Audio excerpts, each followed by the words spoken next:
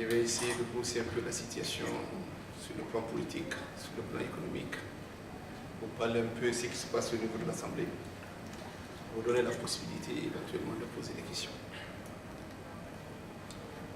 Vous savez qu'il y a eu l'élection en 2010. M. Alpha Condé a été président. Vous connaissez les circonstances dans lesquelles il a été élu. M. Alpha Condé réclame 40 ans de combat politique. On l'avait connu à l'instauration de la démocratie dans notre pays avec le doyen Mamadou, Siradio, Jean-Marie Doré. Et après le décès de Siradio, de doyen Mamadou, en 2010, M. Alpha Condé pensait honnêtement qu'il pouvait gagner les élections facilement, dès le premier tour. Je suis plutôt convaincu qu'il ne s'est pas jusqu'à présent remis des résultats du premier tour de l'élection présidentielle de 2010. Il a eu 18%. C'est le Dolin qu'il ne considérait pas comme un adversaire, s'est retrouvé premier avec 44%. Michel Fakonde, à partir de ça, il en veut au peuple de Guinée, il en veut aux réfugiés, il en veut à tout le monde. Il ne s'est pas remis de ça. Je pense que c'est ces situations dans lesquelles nous sommes aujourd'hui. C'est un monsieur Alpha Condé complètement déçu, qui est en train de gérer la Guinée, malheureusement, d'une façon, je dirais, pas correcte. Les premiers discours de M. Alpha Condé n'ont rassuré personne. Quand il a été élu dans les conditions que vous connaissez, je ne reviens pas là-dessus parce que c'était tout sauf une élection. 4 mois entre le premier et le second tour. Je ne reviens pas sur ce problème d'empoisonnement bidon qui a créé des problèmes en Haute-Guinée, notamment pour Saya Sikiri, où certains Guinéens ont été cherchés de ces régions en disant qu'ils n'étaient pas Guinéens. M. Alpha Condé, lorsqu'il a été élu, il a dit clairement qu'il a été élu par 3 régions contre 4. Lui-même, il a essayé de mettre 3 régions contre 1. C'est-à-dire que la région de son adversaire, notamment, il a célébré. Ce n'était pas bien de la part des chefs d'État. On s'attendait à avoir un président capable de tenir un discours qui allait essayer de réconcilier et de mettre les Guinéens ensemble. On s'attendait à avoir un président qui était capable de reconnaître ses leaders comme adversaires, essayer de tendre la main à ses pouvoirs, essayer de voir comment travailler pour sortir la Guinée de cette situation sur le plan économique qui n'était pas bien. Malheureusement, aujourd'hui, si on compare la gouvernance de M. Lansana Conti, qui était militaire par rapport à Alpha Condé, on se pose des interrogations, on se pose des questions. Il a mis en place un gouvernement, il a tenu des promesses, il s'est engagé à sortir la Guinée de la misère et de rattraper les 50 ans de retard en 5 ans. Je ne vous parle pas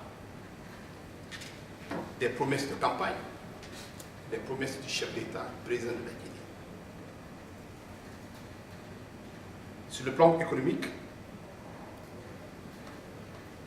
il a dit qu'il allait gouverner autrement. Il a mis en place un comité d'audit qui devait travailler. Il a parlé de la caisse unique. Il s'est dit qu'il allait tout faire pour revaloriser le pays sur le plan économique.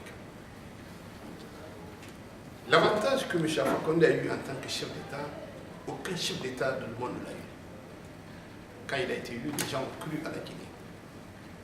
Beaucoup de personnes sont venues. Les milliers ont débarqué. C'était un pays vraiment où il y avait tout. Il fallait aider. M. Alpha Condé a eu beaucoup d'argent. Parce que les gens ont cru en disant voilà un pays dans lequel on peut investir. Mais par incompétence, par le fait que évidemment, vous qui l'avez connu ici, et moi je le savais déjà, qui n'avait jamais rien géré dans sa vie, il n'a jamais été ni employé ni employeur, c'était difficile pour lui de gérer un État. Nous avons perdu l'opportunité, tout ça, parce qu'aujourd'hui, au lieu que le pays avance, on a reculé. Toutes les entreprises qui existaient sont fermées. Quand vous prenez une entreprise comme la Sotelgui, ce qu'on demandait à Michel Fakonde, c'était la Sotelgui, c'est la société mère en matière de téléphonie. C'était de créer des conditions pour faire de la Sotelgui comme la Sonatel au Sénégal. Les entreprises comme Nestlé, les entreprises comme Moulin du Guinée, toutes ces entreprises qui créaient de l'emploi, toutes ces entreprises-là ont été fermées. Bizarrement, Fria a été fermé. Autant de M.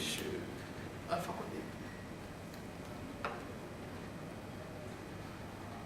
Il a parlé de Caleta. Là aussi, c'était un peu, c'était l'espoir. Les gens ont dit, on va avoir l'électricité. On se pose la question, Caleta, c'est une chose. On n'a pas les résultats qu'on attendait de Caleta. Mais le coût de Caleta. Quel était le coût de Caleta? Un président qui gère un État avec un groupe, avec des marchés de gré à gré. Malheureusement, il a laissé les membres de son gouvernement chacun s'enrichir. Il a perdu le contrôle, en fait. Alpha a perdu le contrôle de l'État. Il ne sait plus où donner la tête. Tous ces ministres, chacun, ils sont rentrés en compétition dans la malversation.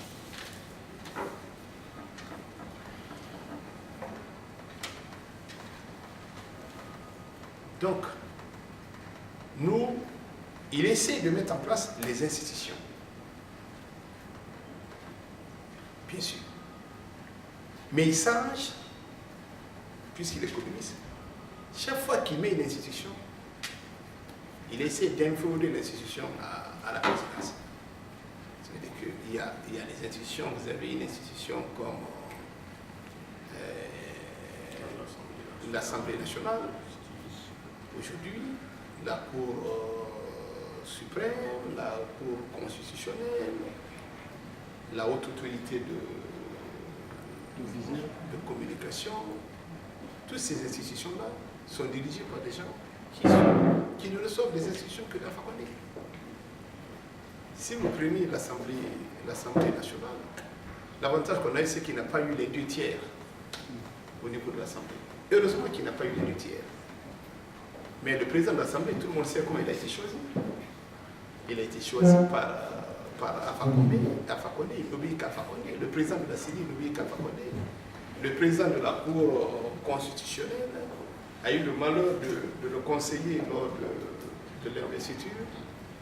Depuis ça, il a des problèmes. Le président de l'Institution nationale des droits de Kaba, qui les dénonce, a des problèmes. Vous dites, au point de vue gouvernance, qu'est-ce qu'on fait avec un président comme Alpha? En fait, je donne les grandes lignes pour donner la possibilité de poser des questions, parce que je n'ai pas envie de rentrer dans les détails, comme me l'a rappelé Fadiga, pour vous donner la possibilité de poser des questions. Maintenant, sur le plan politique, nous sommes dans un pays où personne ne sait le nom de parti politique. Ça veut dire que Alpha Condé s'arrange. Chaque fois que tu veux être un allié, il te donne un agrément. Ça veut dire qu'aujourd'hui, personne ne peut vous dire le nom du parti politique. Comme je vous ai dit, en 2010, il a eu tellement, ça l'a tellement surpris qu'il a peur des élections. C'est-à-dire Alpha Condé ne veut pas entendre parler d'élections. Ça veut dire que quand tu parles d'élections, il a peur. Je rappelle ici, que pour qu'on obtienne l'organisation des élections législatives, nous avons perdu, nous, en tant que UFDG, au moins 50 jeunes. Ça veut dire qu'on était obligé de faire des manifestations qu'il a réprimées dans 800. Comme ça, il n'y a pas de... La justice est inféodée, il nous a amené un ministre venant de la France, Cheikh Sako, on a pensé qu'à ce niveau-là aussi, déception totale, on ne peut pas obtenir l'organisation des élections. Il remplace les chefs de quartier dans la plus grande égalité. Il met en place des délégations spéciales qui étaient là pour 6 mois, qui sont restés pendant des années. On essaie de discuter pour vraiment, c'était pas possible d'aller à des élections présidentielles avec ces délégations spéciales. Il fallait mettre, qu'est-ce qu'on a mis maintenant, c'est les mêmes délégations spéciales. Quand est-ce qu'on va organiser des élections en CENI? La CENI travaille sans consultation des partis politiques. C'était le mois de juin, après c'est le mois d'octobre, maintenant on nous parle du mois de décembre. La criminalité devient galopante. Les gens sont assassinés. Vous avez Yaoundé, Mme Fatou Poirot, le président de la section Botard. Personne n'essaie, il n'y a pas d'enquête, il n'y a pas de coupable. Lors de nos manifestations, les gens tirent avec des balles réelles sur le militant. Mais chez Alpha Condé, il n'y a pas d'enquête. Il n'y a pas de coupable. Maintenant, sur le plan social, il crée des problèmes partout. Vous avez suivi le problème de l'inauguration de la mosquée de Tougué. Un citoyen guinéen, sans loi, qui essaie d'investir pour construire une mosquée. Là aussi, aucun membre du gouvernement n'est venu. La Ligue islamique ne s'est pas déplacée. L'imam de la grande mosquée Faisal ne s'est pas déplacé. Le préfet de Tougué n'osait pas assister à l'inauguration de la mosquée.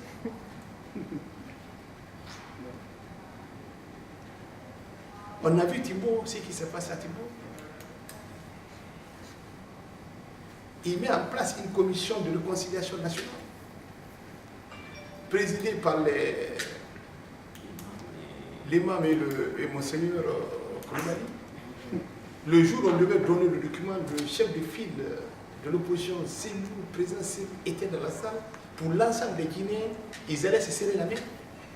Mais M. Alpha Condé, pour éviter de serrer la main à Cellou, il n'a pas servi les autres membres du... En fait, quand il n'aime pas le terme réconciliation, il ne croit pas au dialogue, il ne croit pas à la réconciliation. Il croit au rapport de force. Il ne comprend malheureusement aucun discours sauf ça. Nous sommes dans cette situation. Maintenant, aujourd'hui, pour que tu sois nommé par Michel Fakonde, il faut que tu parviennes à insulter l'UFDG ou son leader. On a vu des propos qui ont été tenus, qui sont graves, mais ces propos, l'exemple, c'est Alpha Condé qui tient ces propos. C'est lui, en tant que chef d'État, qui a parlé de 3 communautés contre une. C'est lui qui a dit que les gens sont des tortues, il faut mettre le feu derrière pour qu'ils soient plantés. C'est lui qui l'a dit. Le ministre Traoré, qui a été ministre des Transports, a traité les opposants de chiens. 48 heures après, il a été nommé ministre. La justice, le procureur, tout le monde dort quand il s'agit des discours tenus par les gens de cancer. À l'Assemblée nationale, je vous ai dit, nous sommes là et pour les empêcher de faire ce qu'ils veulent. Mais on ne peut rien. On ne peut pas inscrire, même quand on fait des propositions, ça ne marche pas du tout. Composer des gens qui ne comprennent pas, qui n'assistent pas au débat, qui ne disent pas un mot. Notre pays est dans une situation catastrophique dans tous les domaines. La pauvreté, c'est ça. Conakry est devenue la capitale la plus sale. Quand Adjalouma essaie de faire des actions, vous voyez des cadres qui se lèvent pour dire que si elle veut, elle n'a qu'à ramasser de Conakry jusqu'à Kassa. Ça, c'est le propos de Malik Sakho. Vous voyez un gouvernement qui investit dans la construction des hôtels. Au moment où, à l'hôpital Ignacidine, qui est le plus grand hôpital, il n'y a pas d'oxygène, il n'y a pas de médicaments. C'est le seul pays au monde aujourd'hui où les femmes continuent à perdre la vie en donnant la vie. C'est un hôtel de 5 étoiles à côté de l'hôpital Niassidi. Des hôtels qui ne sont pas remplis, il n'y a personne à l'intérieur de l'hôtel. Les médecins guinéens, chacun a une clinique. Quand tu veux te faire consulter, il te dit, ben écoute, va me trouver à 16h, à 17h. Par manque d'oxygène, tu peux perdre la vie. Les femmes qui arrivent, par suite d'accouchement, il n'y a pas de sang, il n'y a pas de médicaments, il n'y a pas de kit. Voilà un peu la situation de notre pays. Voilà ce que la gouvernance nous donne. Maintenant, il a eu un premier mandat. Le second mandat est pire que le premier parce que ça commence avec des problèmes. Nous avons essayé, nous, de changer un tout petit peu, essayer de le dénoncer, mais ça ne l'intéresse pas du tout. On veut faire des manifestations. Maintenant, là aussi, on a décidé de faire des manifestations quand il est là. On devait faire une manifestation le 4, il n'était pas là. On a projeté ça pour lui dire s'il est parti encore. Il paraît qu'il n'est pas là, il paraît qu'il est à Paris aujourd'hui, il ne sera pas encore le 10, je ne sais pas si on va faire la manifestation. Quand tu parles du dialogue, après les gens me disent non, il faut dialoguer, il faut aller autour de la table, c'est autour de la table que vous allez trouver la solution au problème. Vous allez autour de la table, vous discutez avec les adultes, vous mettez d'accord, vous signez. Le président de la commission de dialogue n'a pas le courage, Sako n'a pas le courage de dire Alpha, voilà ce qu'on a arrêté. Alpha dit ce n'est pas mon problème, si vous avez signé, ça n'engage que vous, moi ça ne m'intéresse pas du tout.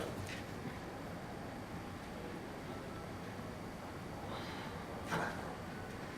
Tu parles de dialogue, le gars t'écrit un courrier, il ne te donne pas l'ordre du jour, il ne te définit pas le cadre du dialogue, tu vas aller comme ça là, partie égale à partie, tu as au moins 150 personnes dans la salle, des gens qui n'ont de parti que leur agrément, ils n'ont pas de chef, ils n'ont pas de militaire, ils n'ont absolument rien. Vous allez dans la salle pour faire la mamaya. Maintenant on lui dit non, il faut qu'on dialogue. Et puis le ministre de l'administration du territoire, maintenant là nous avons écrit pour dire voilà, pour nous, pour dialoguer, voilà l'ordre du jour, nous voulons le cadre du dialogue, nous voulons mettre en application ce qu'on avait arrêté par le passé. Voilà, il nous envoie un courrier pour dire ouais, on a reçu votre courrier, mais attendez, je vais transmettre à qui le droit. En attendant, nous vous félicitons vraiment, c'est autour de la table qu'on doit trouver la solution. Il ne dit rien, le ministre de l'administration du territoire.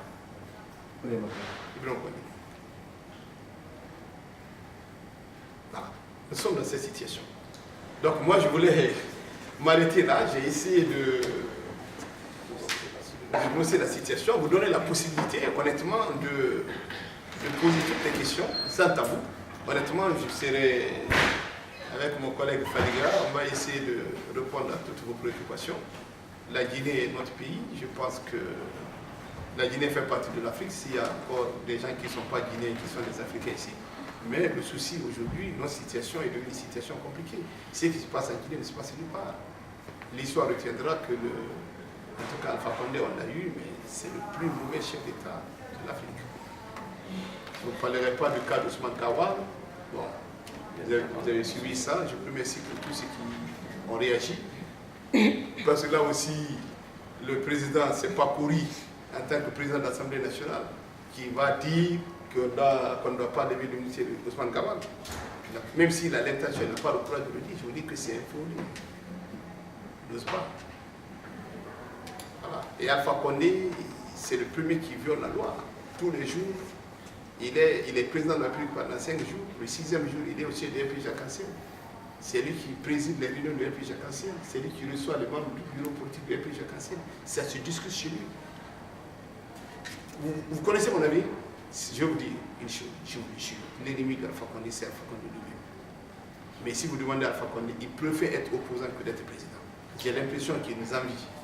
Il regrette pourquoi il est président. Il aurait souhaité être opposant, continuer à se battre, parce que ça nous manque, ce que nous nous faisons. Les vagues de libération. J'avoue, on ne peut pas se réjouir quand des innocents ont été libérés. Je les maintiens d'autres qui ont été emprisonnés pendant 5 mois. c'est l'expression de l'injustice, de l'adultère que nous vivons dans notre pays. Des gens comme ça, qu'on ramasse, tout simplement. Parce que vous vous rappelez qu'au chef de l'UFDG, aux abords du chef de l'UFDG, un journaliste a été tué. Dans un pays normal, où la justice existe, où on est capable de faire des enquêtes, devant tout le monde. Pendant 5 mois, on est incapable de dire qui a tué le journaliste. C'est que les gens savent qui a tué. On vient, on ramasse des innocents. On les amène, on les met en prison. Il y a un qui a perdu la vie. Il y a 2 autres qui sont arrêtés arbitrairement sans indice, sans preuve. Quand on libère ces gens-là, on n'a pas besoin d'applaudir, on ne félicite pas le gouvernement. Nous sommes plutôt choqués.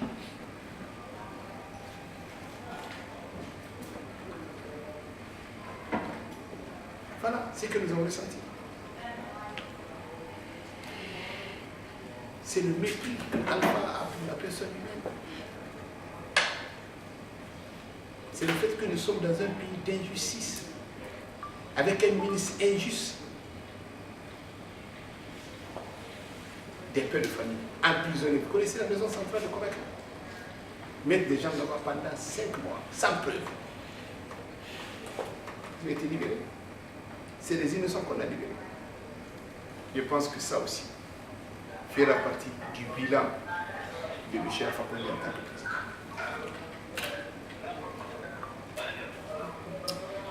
Les propos de Ousmane Gawal. Je vous ai parlé des propos, pas seulement d'Ousmane Gawal, mais des propos qu'on tient, que les hommes politiques tiennent. Si on peut condamner les propos d'Ousmane Gawal, ce que nous avons condamné, c'est le fait que, où était le procureur quand Bantamasso, les Mali Sanko, Alpha Condé lui-même, tenaient des propos plus violents. Quand on a accusé le chef de file de l'opposition de vouloir fomenter un coup d'État, c'est plus grave que les propos de Ousmane Gawal. Quand Bantamasso a dit que nous avons préparé 1500 personnes armées sans preuve, ça c'est très grave. Quand Mali Sanko a été capable de créer dans un pays les chevaliers de la République, c'est une milice qui est venue attaquer le domicile de la Sénégal. Et puis les propos auxquels Ousmane Gawal reprend, c'est les propos qui sont tenus par Alpha, pas en tant que président, mais en tant qu'Alpha Condé, président du pays arc-en-ciel. Nous faisons la différence entre Alpha Condé, président de la République, pour lequel qui est protégé par la Constitution, et Alpha Condé, président du pays arc-en-ciel. Mais si Alpha Condé viole la loi, il n'a pas de respect pour la Constitution, ça veut dire qu'à partir de cet instant-là, il n'est plus protégé, parce qu'il est protégé par la Constitution, c'est la fonction du chef de l'État qui le protège. C'est la Constitution qui le protège. Donc, honnêtement, moi je n'apprécie aucun propos. Peut-être pas d'Ousmane Gawal, mais je n'apprécie pas aussi les propos des autres. Il faut qu'on soit juste. Si on doit condamner, il faut condamner d'abord les propos de Alpha Condé qui traite des gens comment on appelle ça, de torture. Un président de la République qui va aller créer des problèmes dans le Fouta Djallon en opposant les Rundais et les Foulasso ne mérite pas d'être un président dans un pays. Un président de la République qui est capable de nommer quelqu'un parce que tu as traité les ministres de chiens, le procureur était où, le ministre de la Justice était où. Donc on a trouvé que l'arrestation de Ousmane Gawal était injuste. Parce que quand un problème est posé, il y a le fond et la forme.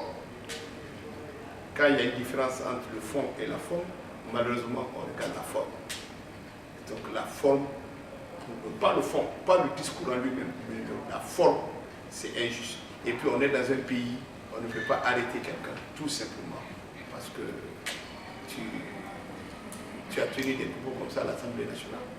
C'est la même règle pour tout le monde. Si on veut que le pays soit un pays de justice, il faut qu'Alpha Condé lui-même commence à changer sa façon de s'adresser à la population. Maintenant, pour Eric, est-ce qu'on est une opposition gentille? Non, on est tout simplement une opposition. Pourquoi nous essayons de reporter la marche? On a organisé beaucoup de marches, vous savez, M. Nikoka. Aujourd'hui, nous avons 70 jeunes enterrés au cimetière de Bameto, tués lors de ces manifestations. Et chaque fois, comme le 28 septembre, M. Alpha Condé trouve toujours un alibi pour ne pas être là. Et quand on lui demande, il dit, je n'étais pas là. Nous nous sommes dit, puisqu'il a planifié, nous sommes convaincus qu'il y a des contre-manifestants qu'ils ont préparés. Nous sommes convaincus qu'ils ont l'intention de, comment on appelle ça, réprimer cette manifestation dans le sang.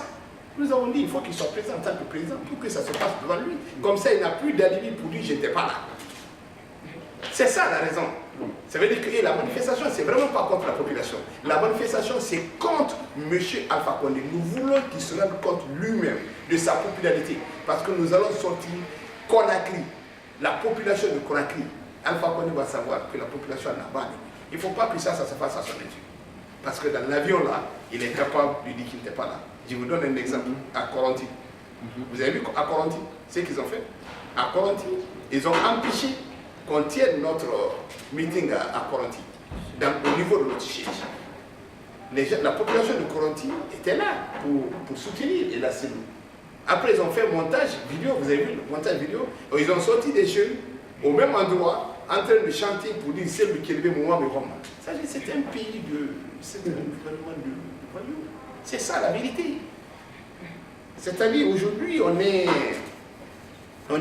dans cette situation, il faut qu'Alpha soit présent. Maintenant, honnêtement, s'il continue à voyager pendant les manifestations, on se rend compte qu'il n'est pas là. Il veut gouverner la Guinée dans l'avion. Nous allons demander à l'Assemblée de débarquer. Parce que s'il a peur de rester dans ce pays, on va demander vacances de pouvoir pour demander vraiment à l'Assemblée de constater que le chef de l'État préfère rester à l'extérieur que d'être au pays. C'est ça la vérité. Mais la manifestation se fera lorsqu'il sera là-bas. C'est lui. Et puis nous, on n'a rien contre la population. Le problème qu'on a, c'est même pas contre le régime. Le problème de la Guinée, c'est Alpha. C'est lui qui est à l'origine de tout ce qu'il y a comme faux problème. C'est lui qui mélange les Guinéens. C'est lui qui est à l'origine de tous les faux problèmes que nous subissons en Guinée. C'est lui qui est à l'origine de la violation de la loi. C'est lui qui est en train de saboter l'unité nationale. C'est lui qui est à l'origine de la gabegie financière. C'est lui qui donne des marchés de gré. Il faut que ce Alpha-là, président de la Guinée, ce jour-là, lorsque nous allons manifester, il va voir la population. Nous mettrons plus de 2 millions de personnes dans la vie. Croyez-moi que les gens n'ont pas.